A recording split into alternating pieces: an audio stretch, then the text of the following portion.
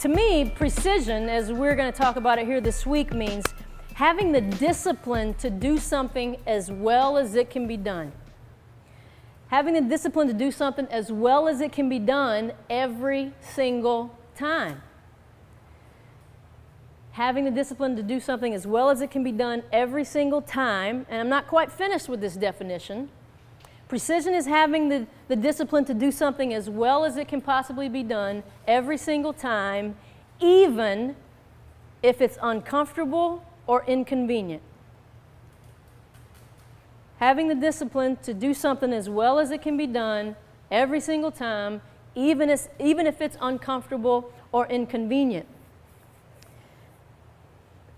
And precision is what most players are not. Most people aren't real dedicated to precision. Most people are happy to do stuff pretty well. They're happy to do stuff just good enough to get by. They're happy to cut corners and hope for the best. That's how most players are, that's how most teams are, that's how most people in the world are. But in a nutshell, precision is doing all the things that say, I care enough to be above average. It's doing all the things that say, I care enough to be above average. Good point guards develop what I call a ridiculous attention to detail. A ridiculous attention to detail. If you want to be somebody who's a master of precision, you better develop a ridiculous attention to detail. And why do you think that a coach would want that? I mean, why is that one of these invaluable intangibles? Well, think about it. Let's say you had to have heart surgery. Would you want a sloppy, undisciplined doctor or a disciplined and precise doctor? If you were being tried for a murder that you didn't commit, would you want a sloppy, undisciplined lawyer or would you want a disciplined, precise lawyer? If you were flying in an airplane, you want a pilot that cuts corners and is kind of sloppy and doesn't really pay attention to detail? Or do you want a pilot that's precise and a stickler for details? Well, if you're a coach trying to win a championship, do you want a point guard that's sloppy and undisciplined and not very precise?